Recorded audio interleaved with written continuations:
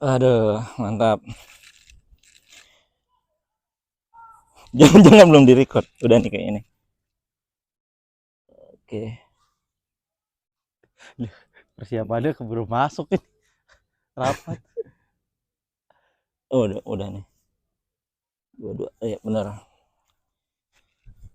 Oke, selamat datang di YouTube-nya Melky Family. Ini sebenarnya nama YouTube-nya agak-agak gimana gitu ya. Nah, Ngikutin artis-artis, cuman kita pengen ikut trending gitu. ini menyatakan bahwa lu tuh seorang fatherman. Fatherman. Iya dong. Eh, karena lu sangat mencintai keluarga lu sehingga YouTube channel lu namain Melky Family. Di sini menggambarkan bahwa lu adalah sosok yang senantiasa ingat sama keluarga lu. Betul, betul.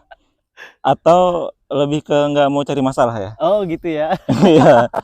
Jadi dikasih usul apa nih, Melky Family bagus kayaknya. Hmm. Jadi ya udahlah Melky Family. Yang pastinya gue yakin dalam konten-konten lu tuh akan melibatkan keluarga lu. Iya. Jadi gue punya dua konten sebenarnya. Dua channel. Oke. Ada Melky Satria, ada yang Melky Family. Kalau yang kayak ngobrol kayak gini, nguploadnya di Melky Family Oh, kayaknya. Melky Family ya. Iya. Oke. Karena kontennya agak niat. Agak niat bener. Ya, tapi kalau kontennya nggak kita pakai tripod, nggak pakai mikrofon kayak gini, udahlah di Melky Satria aja. Ya. Channel-channel buangan gitulah. Berarti kan di sini gue merasa diapresiasi. Kenapa Karena tuh? nanti konten ini akan masuk ke channelnya Melky Family, berarti lu nganggap gue sebagai saudara lu. Iya. Iya kan? Iya, Bagian iya. dari family ya enggak? Iya, iya, betul. Lu punya channel juga nggak? Waduh. Baru niat? Berpikir ada. Konsepnya ada, tinggal implementasi aja sih. Kadang kan waktu ya kita yang bikin tarsok gitu. Sebenarnya pengen kalau ngelihat dari teman-teman yang lain gitu kan ya. Ya setidaknya gini, gimana channel yang nantinya gua buat itu bisa memberikan manfaat gitu. Ada manfaat lah yang bisa diambil dari channel yang bakalan gua buat. Tapi kan perlu konsep gitu ya. Itu gua ngeliatnya Iya. sih kayak gitu. Tapi lu kan punya maksud gua kalau lu ya, lu kan punya value ya. Banyak hal yang bisa lu tampilkan. Yang penting kan di channel itu kan ada apa yang mau lu kasih, lu bisa bikin konsep lebih menarik. Jadi gitu. Nggak perlu nunggu yang kayak wah kameranya harus bagus, nggak Gitu perlu yang ya. kayak gitu. Nah, berarti gua nanti berguru dulu lah sama lu. Berguru sama yang udah sukses dong. Ya kan dengan adanya channel ini berarti kan lu mempunyai tahapan untuk menggapai sebuah kesuksesan. Iya sih. Ya, itu yang bisa gua tangkap gitu kan. Rencananya mau channel apa? Channelnya karena basically gua dari edukasi ya. Education background, gue sih pengennya yang berkaitan dengan edukasi. Nah, ya hiburannya pasti akan ada gue selipin lah di situ ya. Cuma memang lebih banyak gue pengennya ke situ karena ya background family gue tuh guru gitu. Orang tua gue ya walaupun bokap gue supir tapi beliau juga guru gitu. Nyokap gue walaupun ibu rumah tangga tapi beliau juga guru gitu. Nah setidaknya ada value yang ditanamkan ke diri gue bahwa ya lu tuh harus memberikan manfaat ke orang lain. Salah satunya apa? Ya dengan menjadi guru kan. Bahkan cita-cita dari orang tua gue harapannya gue bisa menjadi guru gitu. Walaupun gue sempat menjadi guru yang akhirnya hijrah ke profesi yang lain, tapi makanya profesi yang gue geluti saat ini pun ya gue berharap masih dapat memberikan manfaat buat orang lain gitu. Dan sekarang profesinya makin sibuk ya. Makin sibuk. Kalau dulu gue masih ingat dulu pas awal-awal kita ketemu tuh lu masih sempat ngajar sorenya gitu ya. Iya. Gue buru-buru nih, oh ternyata ada ngajar lagi. Ngajar bahasa Inggris ya? Iya, waktu itu gue sempat ngajar bahasa Inggris, termasuk di kantor juga ya, karena kebetulan kan ada program PDP People Development Program dari kantor gua untuk meningkatkan kemampuan bahasa Inggris. Nah karena basically HRD gua tahu kalau gua bisa berbahasa Inggris dan punya background sebagai guru bahasa Inggris, nah gue diminta lah ngesup di situ. Cuma memang ya kembali lagi ya, ketika seseorang ingin mempelajari sebuah bahasa, ketika intensinya itu datang dari diri sendiri mungkin akan lebih kuat untuk dirinya mempelajari dengan mudah gitu. Bahasa yang ingin dia pelajari. Tapi kalau datangnya karena keterpaksaan itu susah. Kecuali, ini ada kecualinya. Karena gue punya pengalaman. Ketika beberapa tahun lalu gue kerja di negara orang ya, gue pernah tinggal di Singapura, kemudian di Filipina. Saat itu bahasa Inggris gue belepotan bro, gue bingung kan. Aduh gimana ya. Lu sebelum nih lanjut cerita nih ya, gue ngasih tahu dulu nih, Mas Hadi nih, namanya Mas Hadi. Oh iya, sorry kita Nur Hadiansyah. belum opening ya kita ya. belum, ya gitulah. Okay. Video tidak terkonsep kayak gitu. Nih, jadi backgroundnya adalah beliau ini adalah namanya Nur Hadiansyah, teman di kantor. Tapi gue menganggap sekarang tuh teman di kantor tuh bukan teman kantor sih. Ya temen, ya udah temen biasa aja gitu kan. Nah, beliau karena emang kita sering ngopi bareng. Iya, betul. Nah, background pendidikan beliau itu dulu di pesantren. Ya, betul. Sulaimania. Di mana di situ pesantrennya lebih ke Turki ya? Iya. Terus seharusnya anak pesantren itu bisa bahasa Arab, bahasa Inggris, dan juga bahasa yang dipelajari khusus di sana Turki. Ya, bahasa Turki. Nah, lu kenapa bisa bilang bahasa Inggris lu belepotan? Lu kan belajar bahasa Inggris juga di pesantren. Gini, jadi kalau dulu historinya ya, tepatnya pada awal gue masuk sekolah SMK, gue sekolah di SMK Negeri 8 Jakarta di Pejaten Barat, Pasar Minggu. Saat itu ada penyeleksian murid untuk bisa bergabung di Pondok Pesantren Sulaimania. Nah, cuma bedanya Sulaimania dulu dengan sekarang, kalau sekarang itu fokusnya sudah banyak ke tahfiz ya, mereka boarding gitu ya. Nah, dulu juga boarding, cuma gue sekolah di luar, kemudian gue balik ke Sulaimania, di situ gue mempelajari ilmu agama. Kalau itu lu dua kali sekolah dong, SMK ya, Sulaimania juga iya. Iya, dari sisi agama gue dapet di situ. Jadi pendalaman agama gue bisa gue bilang gue dapet di Sulaimania. Banyak lah yang di jasa-jasa Sulaimania ke diri gue ya, salah satunya itu tadi bahasa ya. Kalau bahasa Inggris sebenarnya gini, bahasa Inggris gue tuh dulu waktu gue SMK itu agak belepotan bro. Ibaratnya gini, karena apa lu tahu? Kelas 2 SMK itu kan kita kalau zaman dulu istilahnya PKL ya. Yeah. Kita PKL. Gue PKL orang-orang 4 bulan, gue 6 bulan nih. Karena gue diutus sama sekolah untuk PKL di WIKA, Wijaya Karya saat itu. Jadi semester pertama apa kedua ya, gue lupa ya. Nah itu gue udah mulai duluan, kalau nggak salah semester pertama. Itu gue udah mulai PKL, orang-orang masih belajar, gue mulai PKL. Sehingga ketika berasa kan kita dapat bukan gaji sih ya, transport mungkin dari perusahaan. Itu gue berasa wah enak nih gitu, ngapain gue sekolah gitu kan. Udah kenal enaknya uang ya. Enak, padahal waktu itu nggak banyak juga sih. Cuma gue pikir kayaknya enak kerja nih gitu kan. Sampai suatu momen bro, suatu momen gue nyewa tukang ojek karena nilai gue jelek, gue disuruh panggil orang tua. Gue nyewa tukang ojek, gue bilang bang nanti bilangnya ini saya ada duit nih 50.000, dan tukang ojeknya mau buat ngewakilin itu. Nah lu bayangin lah dengan gue yang kayak gitu, dan gue nggak terlalu punya awareness untuk mempelajari bahasa asing gitu, karena memang saat itu gue nggak ada cita-cita untuk kesana gitu, karena juga gue baru bergabung dan kemudian saat itu ya memang ada benchmarknya sih yang sudah berangkat ke sana. Cuma niat gue saat itu belum ke situ, apalagi gue kena dalam tanda kutip pergaulan SMK pada zaman gue itu gitu. Gue ngelihat lu ngasih contoh minta tukang ojek ngewakilin, gue udah kebayang. Hadi yang dulu bukan Hadi yang sekarang. Ya itulah bro, hidup itu kan kayak roda ya, berputar ya.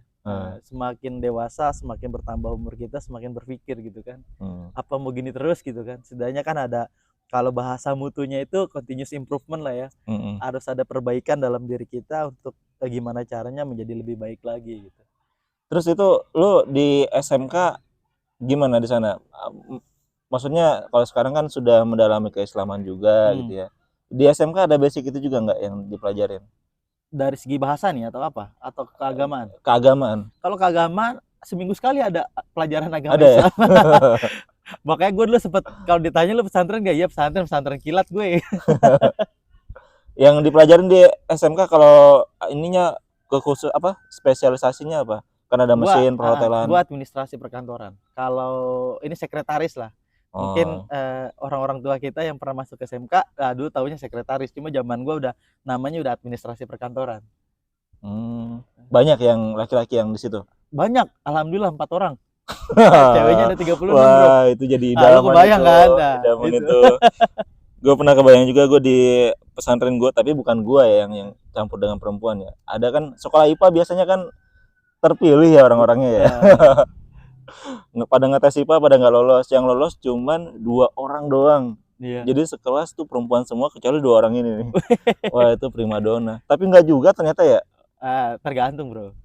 Kalau perspektif bandel gua, gimana caranya lu mengolah kata? Iya dong. Kadang gini ya. Ini nggak patut dicontoh ya. Coba ini bagian dari pengalaman. Pembelajaran aja ya supaya nanti teman-teman yang menonton nggak mestilah ngikutin ya. Cuma ini bagian dari pembelajaran dan ini nggak baik gitu ya. Gimana dulu gua mendekati perempuan, gua punya mindset untuk misalkan ketika dia ulang tahun atau apa, memberikan sesuatu yang berbeda dibandingkan orang lain gitu. Kalau misalkan contoh, oke, cewek dikasih boneka biasa nggak? Biasa. Kasih bunga biasa. Biasa. Iya. Lu tau gua kasih apa? Gua kasih buku. Cewek itu gua kasih buku. Sesuai segmentasi dong. Oh iya dong. Pembelajar jadi, ya. Iya, jadi kan kita kan nyasar juga ngeliat-liat bro. Bukan cuma face-nya aja kan. Ketika soalnya gini, dulu motivasi gua adalah kalau gue bisa dapat cewek sekelas, gue pengen dia yang pinter, karena gue goblok. Kenapa tahu nggak lo? Setidaknya ketika gue ujian dan gue PR itu nggak bisa ngerjain, ada yang ngebantuin. Dulu kayak gitu.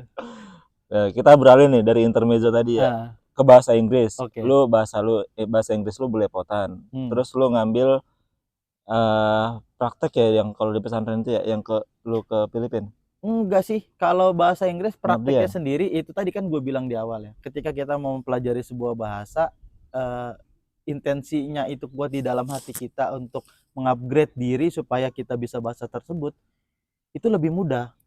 Itu satu. Atau lu dipaksa dikirim ke negara yang berbahasa asing gitu. Lu kayak contoh gue di forcing ke Singapura yang berbahasa Inggris. Dan bahasa Inggris gue belepotan, mau nggak mau kan pertama gue pakai bahasa isyarat kan. Lu nggak pakai bahasa Melayu kan di sana? Enggak. Gue nggak pakai bahasa Melayu. Tapi kalau gue ketemu sama orang-orang Melayu, ketika gue nggak bisa mengungkapkan sesuatu, ya gue pakai bahasa Melayu gitu. Tapi kalau orang-orang banyak Chinese juga kan sama orang-orang India di sana, ya gue pakai bahasa Inggris. Ketika gue nggak tahu ya gue pakai bahasa isyarat gitu. Bahasa isyarat.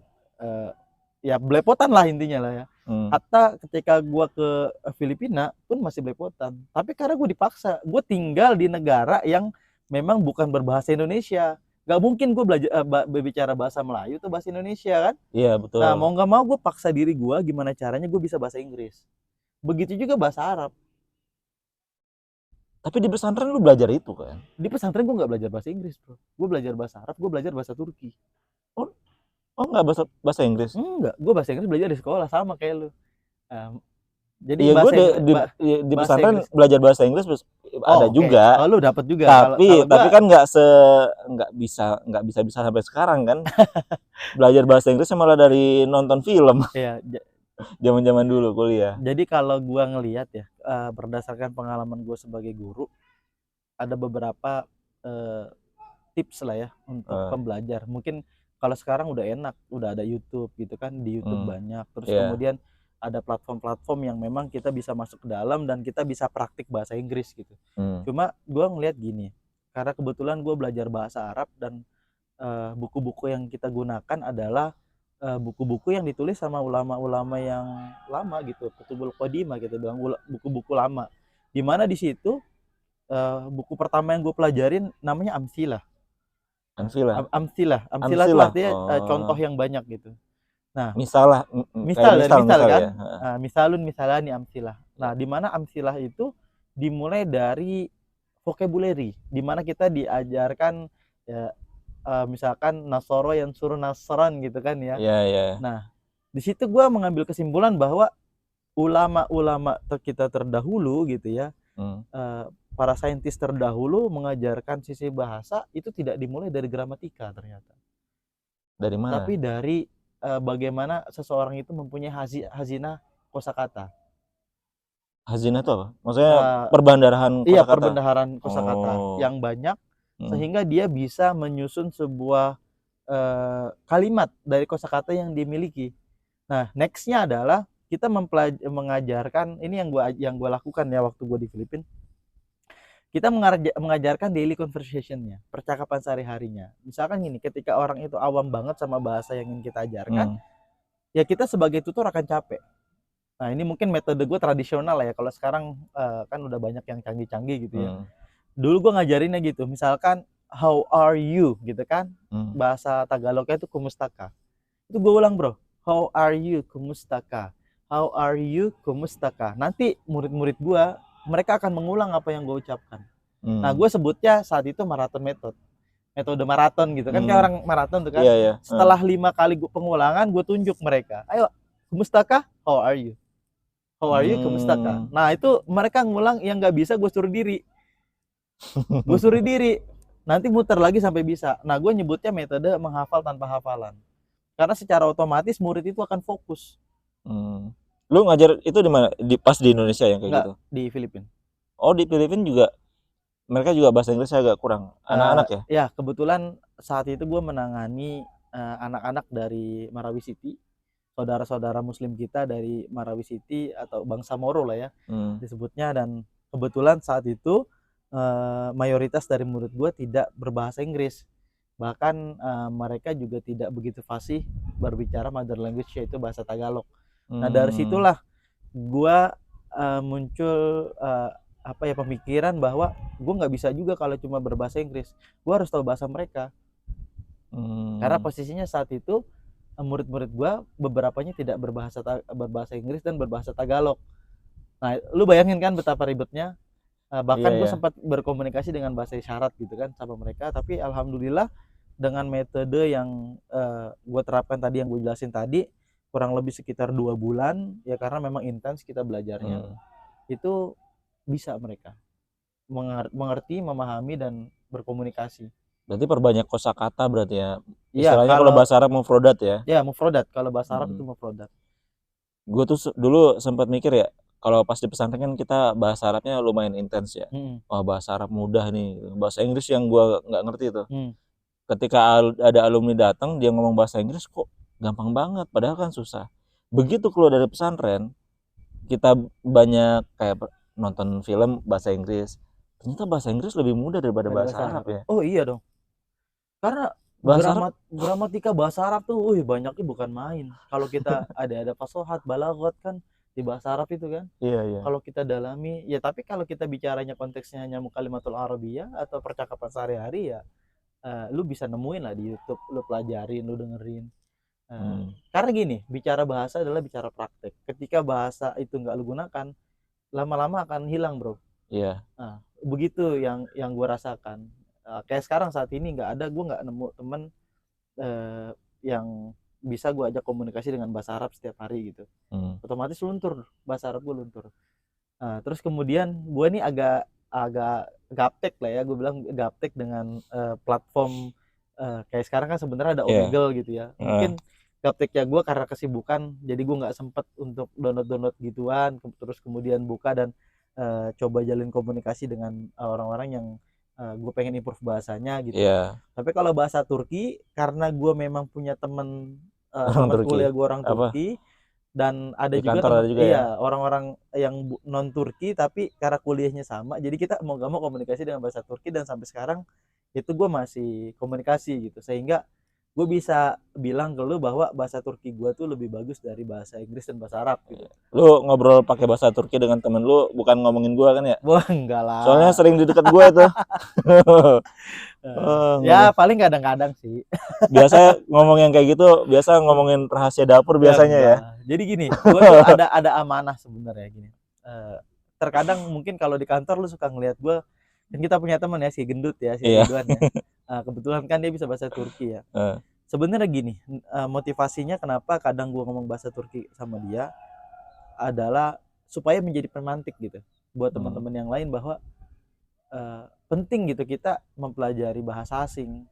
Kenapa banyak kok yang berdasarkan experience gue ya, sesuatu yang nggak bisa gue temukan di bahasa Indonesia tapi gue bisa ditemukan di bahasa lain gitu. Iya. Nah Betul. itu menjadi tambahan knowledge buat kita, apalagi di era saat ini di mana kita dituntut untuk senantiasa mengupgrade diri kita untuk menjadi lebih baik gitu. Minimal apa yang kita geluti saat inilah, atau apa yang ingin kita capai gitu. Kita mau jadi apa sih? Stepnya udah sejauh mana kita lakukan. Nah itu kan perlu upgrade kan diri kita, sehingga kita bisa menyusun step yang perlu kita lakukan, dan kita bisa menentukan target. Misalkan gue dalam 1 tahun ini gue pengen bisa bahasa Inggris gitu. Nah taruh itu dalam hati lu, jadikan itu prinsip lu, sehingga lu bisa punya niat, punya giro untuk mengupgrade diri. Kalau terkait teknis caranya bagaimana udah banyak, yang nggak berbayar pun banyak gitu. Kita udah ada YouTube, ya kan, tadi gue bilang kita ada platform-platform yang mempermudah kita untuk belajar gitu. Tapi kan kalau di YouTube kan nggak komprehensif, dalam artian nggak selengkap kalau kita kursusnya berbayar. Betul gitu kan? Maksud gue gini, itu bisa menjadi salah satu cara lah. Iya. Kalau mau gratis ada tempatnya, tapi kalau mau lebih serius ada juga tempatnya. Iya, betul. Gue kalau belajar bahasa Inggrisnya, terutama belajar grammar, gurunya itu selalu bilang kosakata nggak penting, lu nggak mesti harus hafal semua kosakata, yang penting lu tahu rumusnya. Gitu. Menurut lo gimana? Karena menurut gue sendiri ya, itu bikin bingung kita gimana mau merumuskan kalau kita nggak tahu apa yang mau kita rumuskan gitu loh.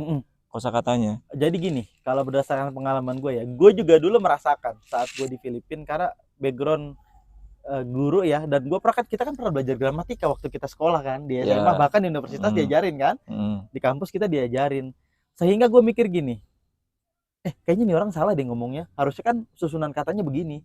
Nah itu terkadang ya, nggak tahu, mungkin di diri gue aja kali, atau mungkin ada teman-teman juga yang merasakan sama kayak gue, bahwa ini kan nggak sesuai nih. Kalau di bahasa Indonesia kan ada SPOK-nya ya, bang ini nggak sesuai sama SPOK nih, salah nih dia ngomong. Dan karena kita fokus mikirin kayak gitu, terkadang kita minder buat ngomong, gue takut salah. Makanya dengan experience yang gue rasakan, ketika gue di negara orang, bicara komunikasi, selama apa yang kita bicarakan mereka paham, gue anggap itu udah selesai. Beda ketika kita ingin masuk ke ranah-ranah formal, kita harus tahu dong, pasti kita harus tahu. Karena bahasanya beda juga. Pasti bahasanya beda, sama kayak bahasa Arab. Bahasa Arab tuh ada dua, ada fusha, ada amiyah. Ketika kita bicara amiyah, gue pun nggak paham banget gitu, karena kita belajar apa? Kita belajar bahasa kitab gitu. Nah, sama kayak gitu. Jadi intinya adalah jangan malu gitu. Makanya bagaimana cara kita untuk membangun kepercayaan diri. Karena ketika kita tidak membangun kepercayaan diri, nanti yang ada adalah kita akan, aduh gue takut salah deh mau ngomong. Padahal kalau lu kursus dimanapun, guru lu bakal bilang, nggak apa-apa, ngomongin aja. Salah tuh nggak apa-apa. Pasti selalu begitu. Tapi kadang karena dari kecil mungkin ya, atau semenjak kita mulai tahu berpikir baik dan benar ya, masa balik gitu, kemudian kita diajarkan dengan, wah kamu harus tahu ininya dulu biar kamu ngomongnya biar benar. Sebenarnya maksud guru kita itu baik gitu, supaya kita ketika berbicara bahasa Inggris itu kita bicaranya secara terstruktur. Cuma terkadang karena seperti itu, beberapa orang ya, termasuk diri gue, mungkin teman-teman viewer ada yang merasa sama seperti gue ya, wah salah nih. Bahkan ketika gue belajar bahasa Turki gitu bro, karena gue belajar gramatikanya juga kan, gue debat temen gue, wah lu orang Turki kok salah sih ngomongnya, harusnya begini. Misalkan gini ya, gue kasih contoh, ben okula gidiyorum gitu. Ben okula gidiyorum, saya pergi ke sekolah. Mereka ngomongnya ben okula gidiyorum. Karena itu yang dipakai sehari-hari. Karena yang dipakai sehari-hari kayak gitu. Dan yang kita pelajarin apa? Ben okula gidiyorum. Tapi mereka ben okula gidiyorum ya, kata. Begitu kan? Contoh lagi. Kalimat tanyanya misalkan, okula gidiyor musun? Lu pergi ke sekolah nggak? Gitu kan? Okula gidiyor musun? Lu pergi ke sekolah nggak? Gitu misalkan. Mereka okula gidionmu. Lu dari bunyinya ketahuan kan? Nah di situ gue debat. Tapi lu ngerti yang dia omongin. Oh, gue ngerti, dan gue diketawain di situ. Sama kayak bahasa Arab ya. Kalau gue dulu kan di pondok biasanya bahasa Arabnya resmi ya. Yang formal lah gitu Fusaha ya. ya. Ya, kayak almaun, alma air Iya. kan. Di sana orang nggak bilang alma, aywa katanya. Jadi pas kiai gue naik haji ke sana, haji apa umroh gitu. Orang bilangnya aywa gitu. Aywa tuh air bahasa di sana gitu. Kalau Iya, kita ngertinya alma. Jadi istilah mereka pakai bahasa daerahnya mereka, dan itu kalau kita ngomong bahasa Arab yang ini justru aneh katanya. iya. Karena bukan itu yang dipakai mereka sehari-hari gitu. Betul, dan ya sama kayak gitu. Sama aja kok kayak bahasa Indonesia. Tapi Gua rasa di semua bahasa ada kayak gitu.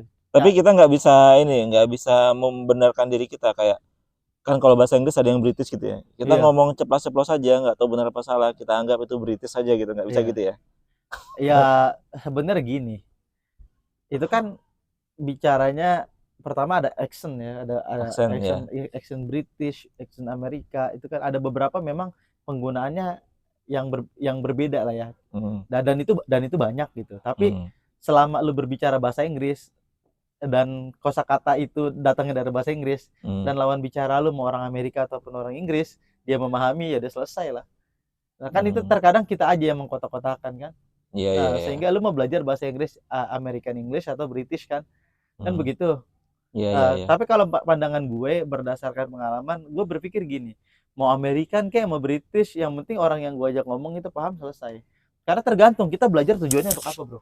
Kalau tujuannya adalah untuk kita berkomunikasi, ya belajarlah Iya, iya, untuk iya, awalnya betul. bagaimana kita bisa berkomunikasi. Selanjutnya apa nih nextnya yang mau kita upgrade di diri kita. Wah, kayaknya gue Betul. perlu memperdalam gramatika deh supaya gue bisa nulis, supaya gue bisa berpidato misalkan. Iya, iya, iya. Gue pernah tuh, kan dulu pas zaman ada ini ya, Imam Palestina datang ke Indonesia ya, Iya, kan iya. gue ikut mandu gitu kan. Gue bingung dulu, udah lama banget nggak bisa bahasa Arab gitu kan, udah nggak praktek. Aduh, gue bilang aja, I'm sorry I can't speak Arabic. Arabic.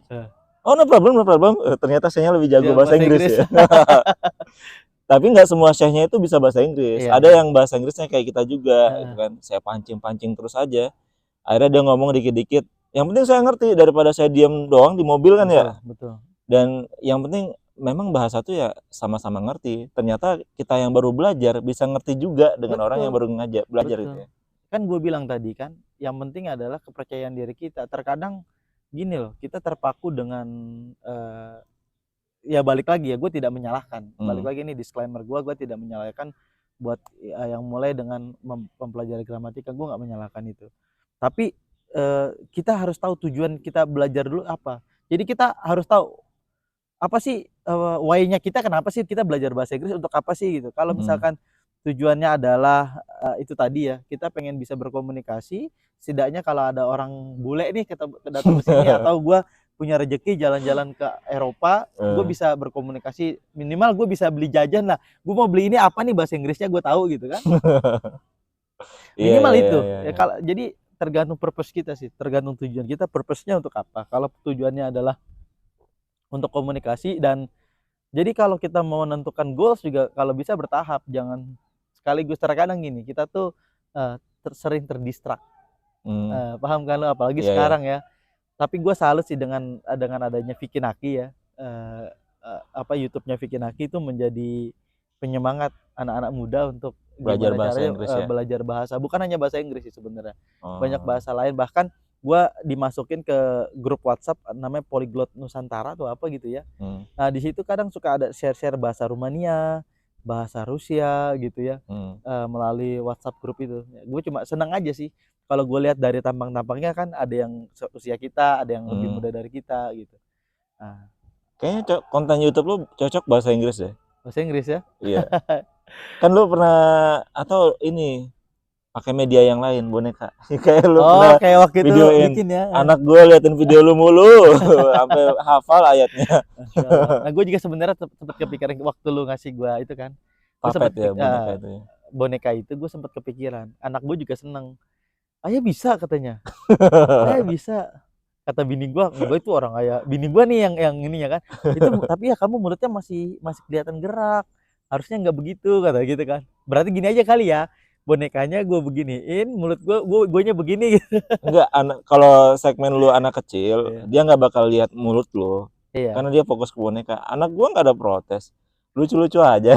Nah, ini menarik nih, menarik, mungkin bisa jadi insight juga buat gua karena gini, kebetulan waktu gue di Turki juga gue kan belajar ini ya, metode pembelajaran Al-Quran ala Turki Utsmani.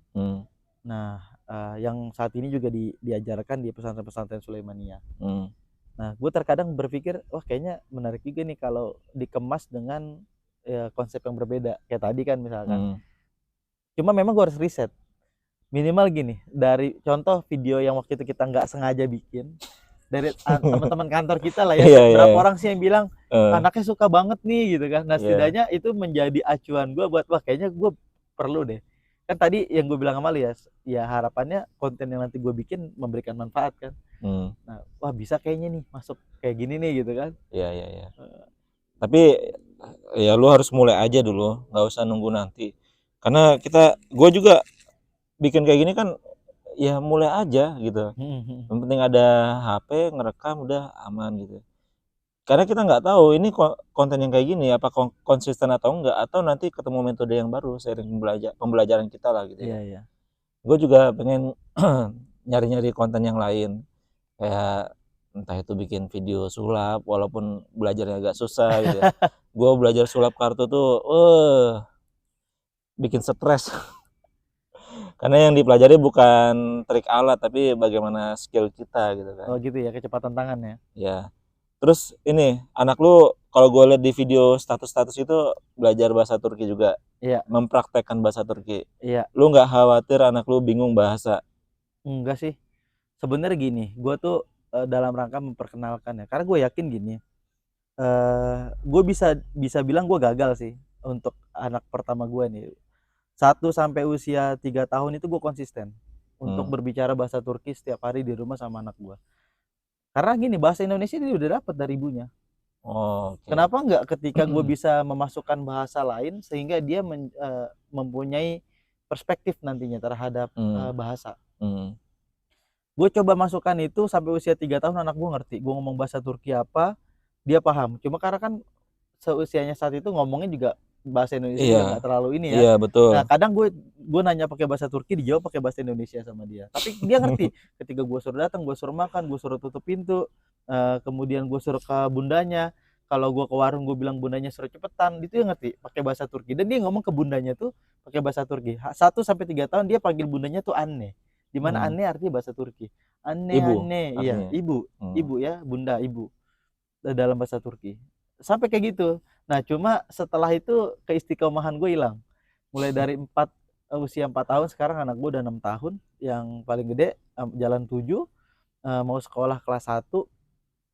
Itu mulai hilang keistiqomahan gue. Kenapa? Nggak tahu ya. Ya balik lagi kan di guanya ya. Makanya yang kecil ini kan anak gue 2. Anak gue yang satu masih baby usia 10 bulan. Nah, gue berpikir perlu nggak ya gue cekokin bahasa atau minimal pengenalan lah. Makanya setidaknya gini, bye bye gitu kan, dia tahu kan, bye bye gitu, kiss bye atau itu ada bahasa umum. Dia umum, setidaknya dia tahu bahasa umum. Tujuannya apa? Supaya menanamkan framework belajar bahasa. Itu sih yang sebenarnya niatnya. Bahkan anak gue gini, gue kan mungkin sering lihat gue video call sama teman-teman gue kan, teman-teman kuliah gue.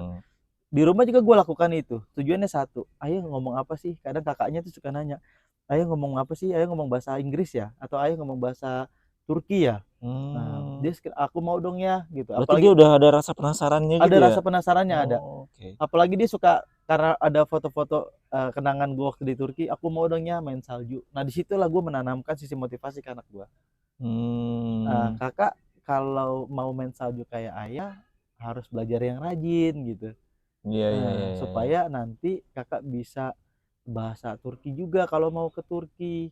Kalau mau ke negara lain harus bisa bahasa Inggris juga. Nah, itu yang gue tanamkan ke anak gue. Jadi bahkan anak gue nanya, ayah kapan aku diajarin? Karena bacanya masih belepotan ya, bahasa Indonesia juga masih belepotan. Gue bilang ke istri, nantilah kalau udah masuk kelas 3, setidaknya sudah secara pemikiran kan ya, kalau Anak perempuan kan masuk usia baliknya itu lebih dulu dibandingkan anak laki-laki dulu kan. ya, betul. Nah, setidaknya ketika masuk usia itu gue bisa masuk untuk ke bahasa.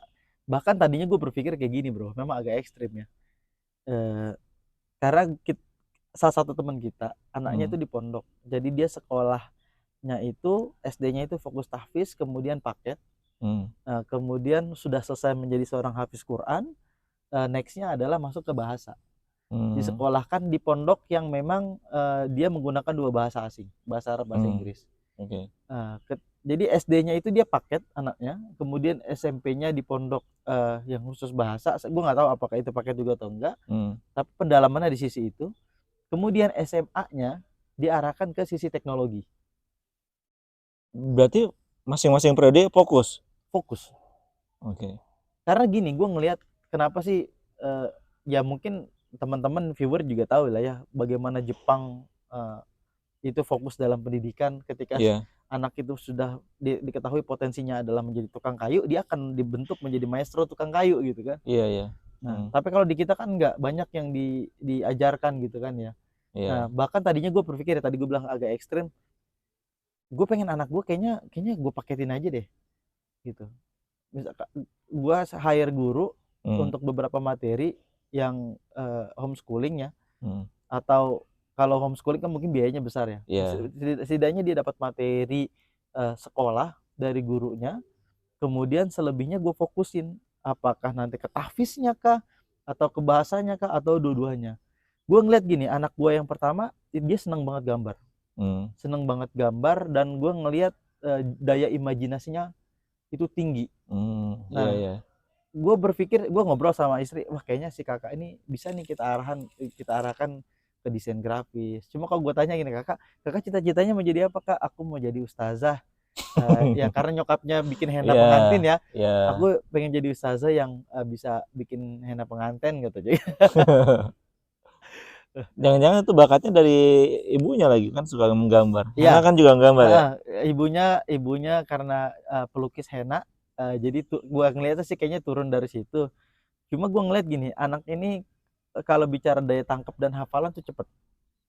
Makanya gue berpikir itu tadi kan, cuma karena masih usianya juga masih kecil, jadi belum bisa membedakan dan belum bisa menangkap apa yang kita sampaikan dengan secara jernih dan utuh. Makanya gue rasa mungkin nanti next kalau dia udah masuk kelas 3, nah itu mungkin bisa gue dalami di sisi bahasanya. Lu ngajarin anak lu menyesuaikan bahasa dia nggak? Kayak kalau bahasa Indonesia ya kayak minum susu, minum cucu gitu? Enggak. Jadi gue punya pengalaman di salah satu keluarga gue lah ya, masih saudara. Karena gini, saudara gue tuh kebetulan ngelihatnya itu adalah sesuatu yang lucu buat dia. Jadi anaknya pun sampai usia SD akhirnya speech delay. Ada speech delay, dan bukan speech delay sih, lebih kepada Umi aku mau minum cucu. Umi aku mau ke situ. Karena dibiasakan dari kecil seperti itu. Tapi anak gue dari usia bayi sekalipun gue nggak begitu. Gue biasakan ya kayak biasa kita ngomong gimana. Jadi sehingga pada saat proses pertumbuhannya dia nggak cadel, atau dia nggak pelok lah kalau bahasa Betawinya tuh ya. Ke teman-teman lingkungannya gimana? Kan biasa terpengaruh ya kalau teman-temannya masih seusia dia ya. Kayak anak gue kan di daycare ya. Dia kita ajarin di rumah tuh ya ngomong kayak biasa, cuman di daycare-nya masih ada temannya yang kayak gitu. Jadi ngikut kok jadi berubah lagi. Kalau gue ngeliatnya gini, makanya kan ada pepatah Arab ya, yang mengatakan al-um madrasatul ula gitu.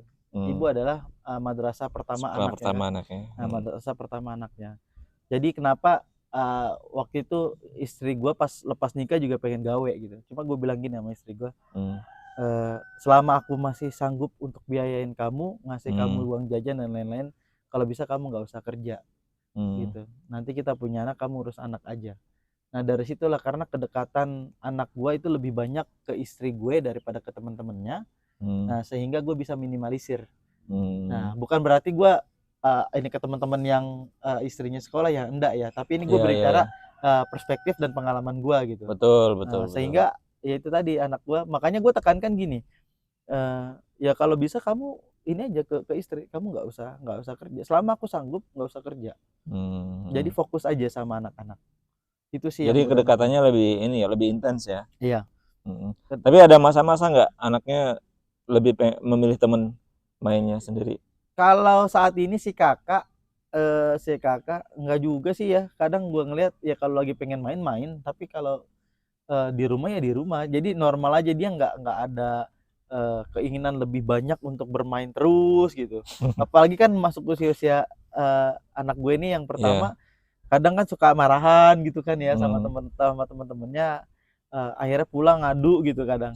Nah, yang itu kadang gue bilang gini, yang kayak gitu, anak gue nih biasanya kalau udah kayak gitu ya udah pulang, dia nggak keluar lagi. Nah, paling kita nasihatin aja, kayak misalkan pasti ada lah ya, sebaik apapun lingkungan kita, terkadang karena pengaruh tontonan ya di era gadget ini kan, kita juga kalau sebagai orang tua kalau nggak bisa melakukan monitoring terhadap apa yang ditonton sama anak kita, itu nanti kebawa.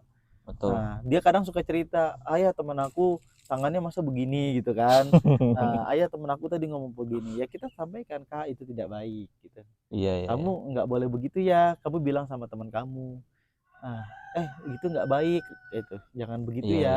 Nah, itu yang gue tanamin sih. Terkadang walaupun teman-teman ini kalau dulu kita sekolah, ih ini orang ini banget, mak gue aja nggak bilang gitu kan ya. Nah, tapi gue bilang nggak apa-apa, gue bilang karena ini bagian dari gue menanamkan bahwa ya dia harus menyebarkan kebaikan, itu aja sih. Betul. Karena mau nggak mau kita harus tetap kontrol ya pergaulan anak kita ya. Betul. Ya, itu kadang yang suka los itu, anak kita main, kita tinggalin, tiba-tiba dia udah punya kosakata baru gitu kan. Itu. Karena kita nggak bisa menyamakan pendidikan masing-masing anak. Betul. Gitu. Tiba-tiba anak gue bilang, ya elah, loh ini bahasa ya elah dari mana gitu ya. Ya kayak gitu. Itulah bro yang gue bilang bahwa al-ummah madrasatul ula tuh di situ perannya.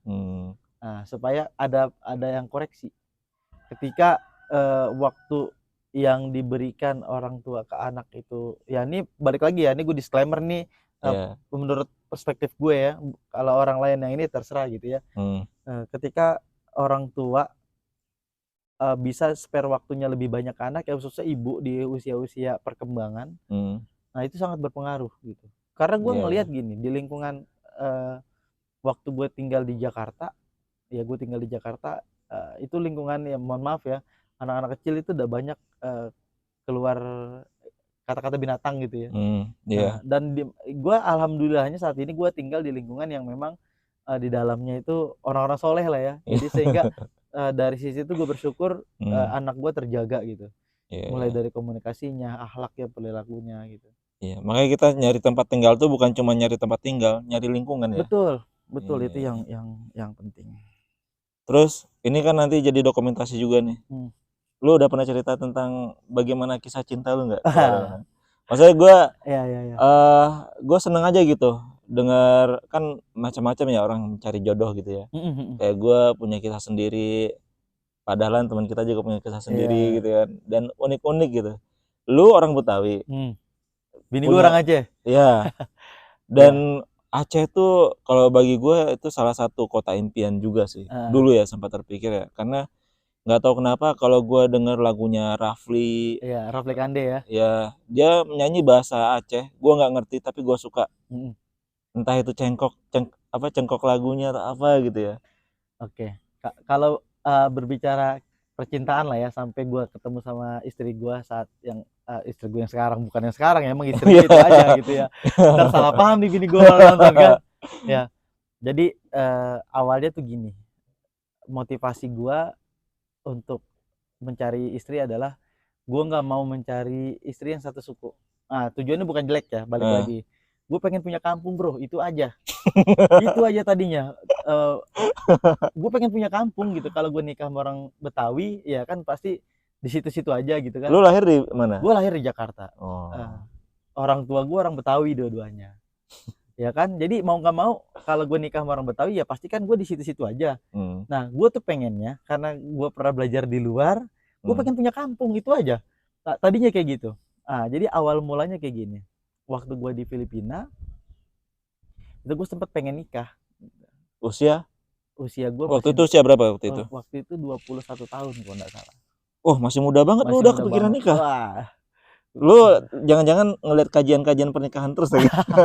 Enggak juga sih. Gue lebih kepada gini, karena lingkungan di sana tuh nggak kayak di sini lah ya. Lebih free gitu kan. Dan gue ngelihatnya adalah ya sebenarnya kalau masalah itu kembali ke diri kita ya. Cuma kadang kan lingkungan itu membawa. Iya. Membawa diri kita kan. Nah, gue ngelihat bahwa kalau gue begini terus bisa bahaya buat diri gue juga gitu. Secara rohani ataupun secara jasmani gitu kan. Iya. Nah, sehingga gue berpikir waktu itu ada argumentasi sih sama orang tua. Sampai usia gue 22 tahun tuh gue argumentasi. 22 tahun ada 1 kepikiran tahun. nikah. Ada 1 tahun gue tuh argumentasi terus sama nyokap pengen nikah. Pokoknya nyokap gue tuh tadinya pokoknya 25 tahun. Sunnah Nabi Muhammad tuh betul, kan 25 tahun kan. Pokoknya 25 tahun.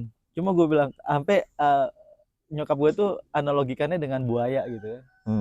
Dengan buaya. Ketika buaya itu sudah matang, dia akan bisa mendapatkan makanan yang lebih banyak dan tahu bagaimana cara menyergap gitu kan.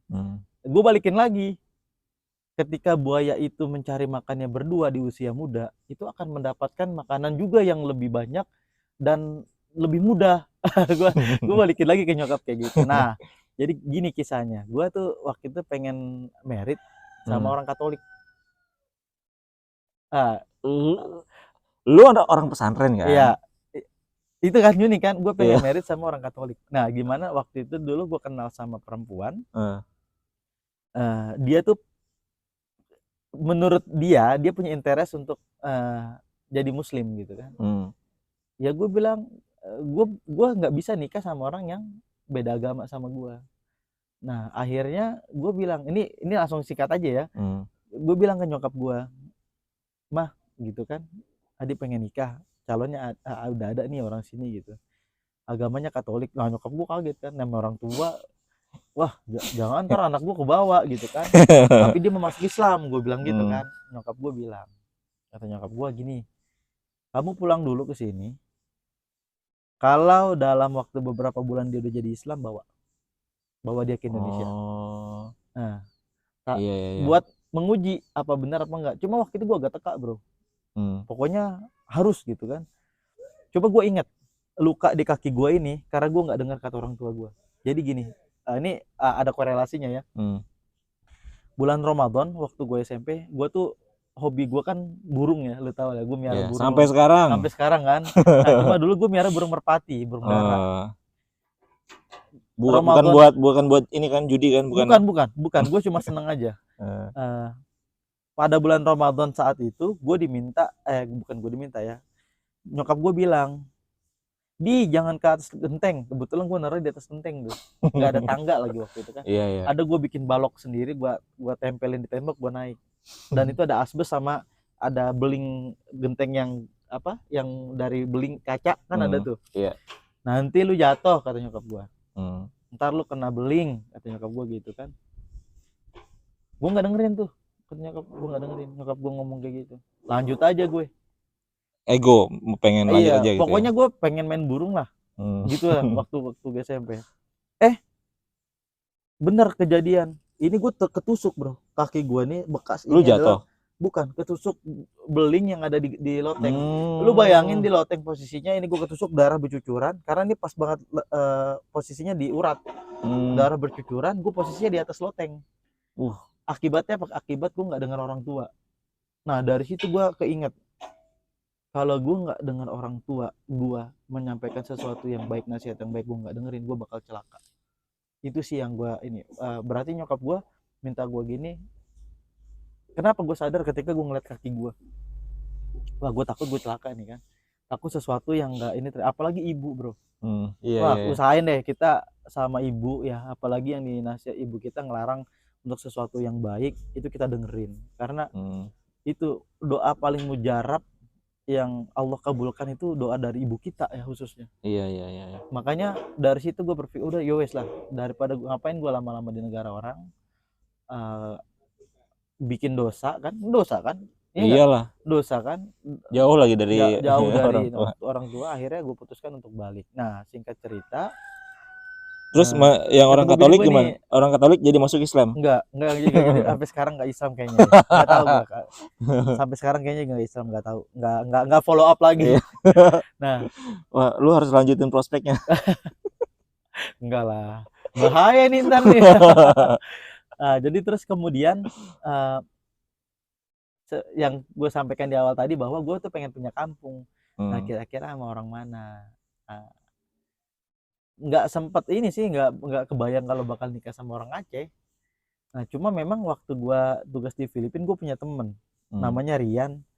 Dia tuh bilang, karena dia pernah tugas di Aceh kan, orang Aceh aja cantik-cantik, kata hidungnya mancung gitu, kayak orang Arab gitu kan. Betul. Nah, kata dia kan gitu. Nah, disitulah gue termotivasi.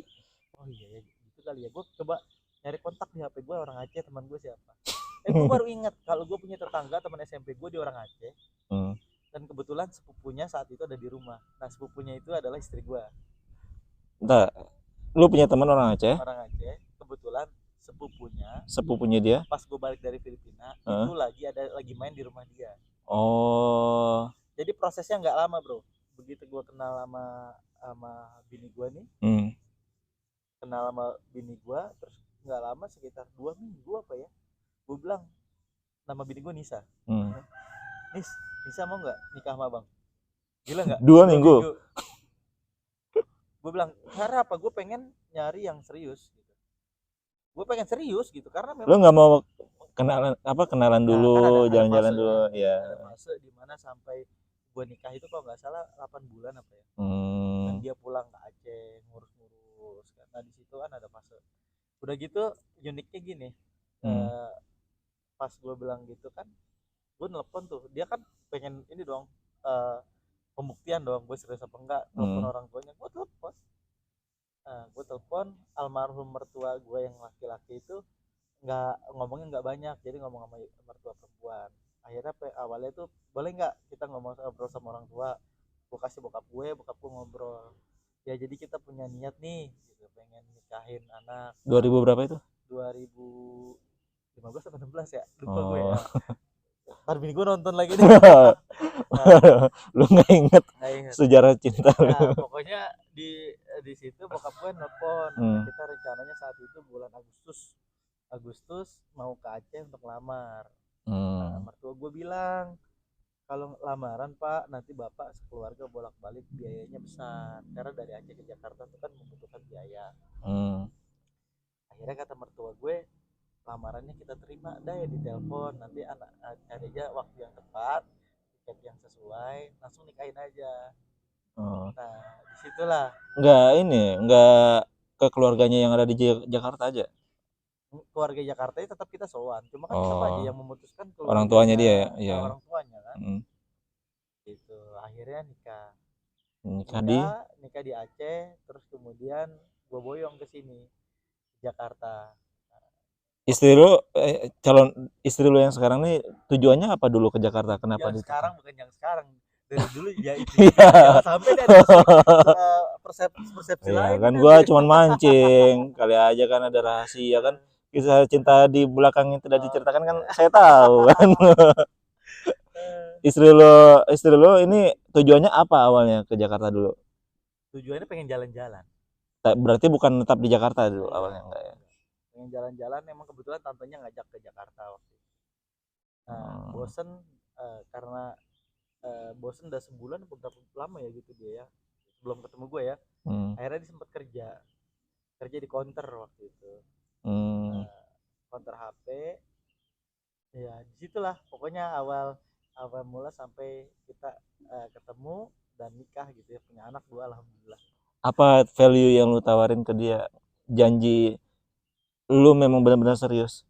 Gini sih, dia ngelihat, kalau gue tanya bini gue ya, kenapa dia nerima lu? Kenapa dia nerima gue? Pertama, ya itu tadi kan, gue bilang sama lu di awal, ya walaupun itu nggak baik kalau buat anak-anak yang masih sekolah ya, bagaimana kita menggunakan komunikasi yang baik aja sih. Terkadang gini, karismatik itu nggak cuma dari muka.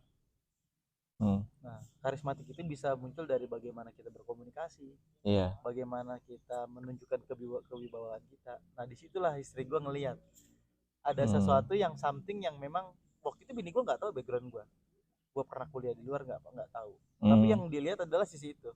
kayaknya orang ini punya ini deh, punya kewibawaan ya, kalau versinya bini gue ya, gue disclaimer lagi nih, dan dia ngelihat sesuatu yang dirasa cocok. Tapi lu mencoba untuk nyari persamaan gitu, maksudnya oh istri gue suka ini, gue menampilkan ini selama masa 8 bulan itu. Enggak, gue coba menjadi diri gue sendiri aja sih. Dan dia juga ya nerima aja kan, nggak soalnya gini, gue bukan tipe kalau orang yang romantis bro, itu masalahnya. Tapi kan lu jago dalam hal itu lah, masa SMK lu aja lu udah punya strategi. Ya kan itu strategi, tapi ketika sudah terimplementasi, nah, bahkan bini gue ngomong, nah dia tuh nggak romantis orangnya, hatta sampai sekarang. Kadang gini ya, lu kalau jalan kan kadang gandeng kan istri, nah gue tuh kadang suka malu gitu. Gitu, bukannya gue nggak mau gandeng bini gue, kadang gue malu gitu aja sih. Tapi ya kalau di rumah nggak gitu kan, beda lah. Iya. Gitu. Sampai sekarang, terus lu punya tujuan nggak di awal nikah? Kan biasa kan kalau orang muslim itu ya, oh pengen membina keluarga, pengen anak gua nanti kedepannya kayak gini, ada kayak perusahaan lah, ada visi misi lah. Ya dulu why-nya gue kenapa menikah gini, karena kan gue pernah tinggal di negara yang memang kalau dari segi kebebasan lebih bebas dari Indonesia lah, lebih terbuka daripada Indonesia. Terbuka dalam tanda kutip pakaiannya lah. Iya betul. Yang pertama, gue ingin menjaga diri gue dari hal-hal yang mendekati zina, itu aja sih pertama niat gue di situ. Terus kemudian berjalannya waktu, ya gue yang pastinya punya motivasi yang lain kan. Salah satu tujuan menikah adalah mempunyai keturunan kan. Ya gue juga pengen punya keturunan, anak yang soleh-soleha gitu kan. Nah sehingga alhamdulillah dipertemukan sama Allah dengan istri yang sesuai gitu, sesuai ekspektasi lah, bukan cuma dari sisi wajah tapi juga sikap. Dan alhamdulillah gue mikir gini, ya Allah kalau misalkan seandainya hamba yang ditarik duluan gitu ya, nyawa gue yang ditarik duluan sama diambil duluan sama Allah, gue berdoa gini, semoga kalaupun istri gue harus menikah lagi, istri gue menemukan sosok laki-laki yang lebih baik, jauh lebih baik dari gue. Ataupun sebaliknya, kalau sebaliknya gue bingung bro, gue bakal mikir bisa nggak gue nemu sosok kayak bini gue. Itu yang terbesit dalam diri. Karena gini, kalau bicara karakter, orang Sumatera itu kan harusnya keras ya. Tapi di beberapa momen gue tuh lebih keras dari istri. Dia lebih banyak jadi air dibandingkan jadi api. Nah di situ gue ngerasa gue nggak, kayaknya gue sulit deh, karena gue kan punya experience waktu gue bandel ya. Gue nemuin yang kayak bini gue gitu ya. Itu yang yang pasti gue selalu menanamkan value gini, sebagai orang tua jangan pernah bosan untuk mempelajari parenting.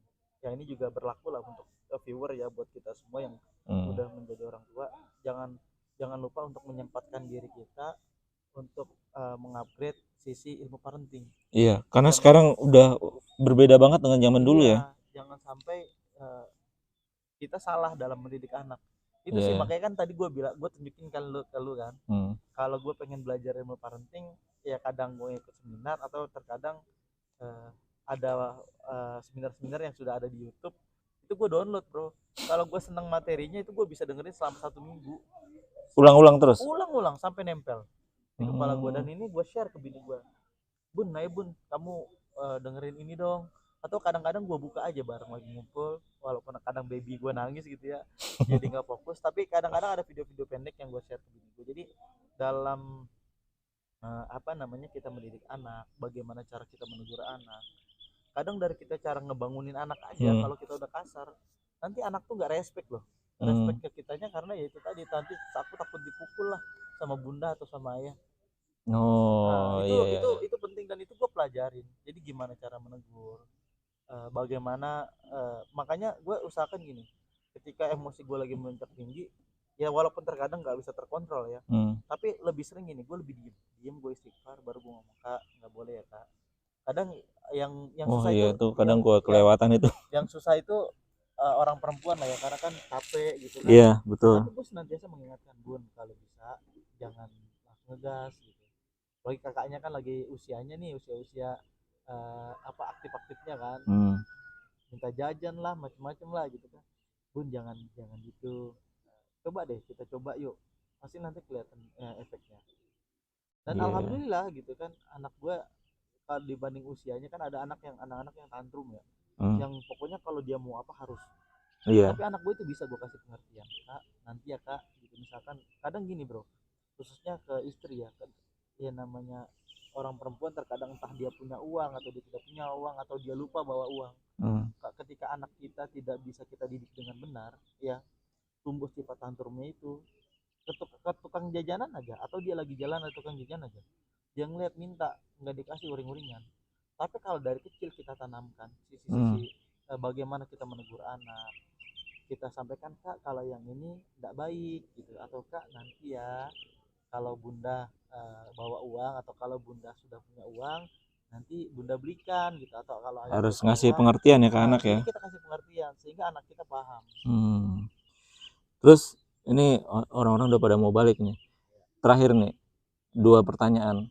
Kalau lu pengen menyampaikan sesuatu atau bukan menyampaikan sesuatu, lu lebih pengen dikenal oleh istri lu sebagai apa? Lu pengen dikenal anak lu sebagai apa?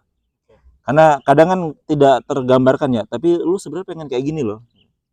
Kita mungkin sering kita kan belajar ya terkait personal branding ya. Iya.